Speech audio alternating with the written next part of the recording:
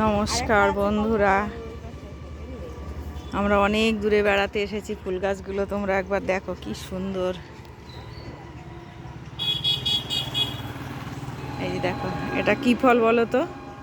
কি বড় বড়। এই দেখো একটা সাদা গোলাপ।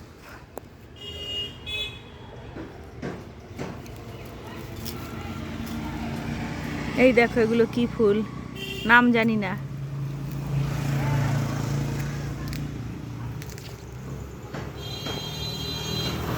এই দেখো লাল গোলাপ, কি সুন্দর বড় বড় ফুলগুলো।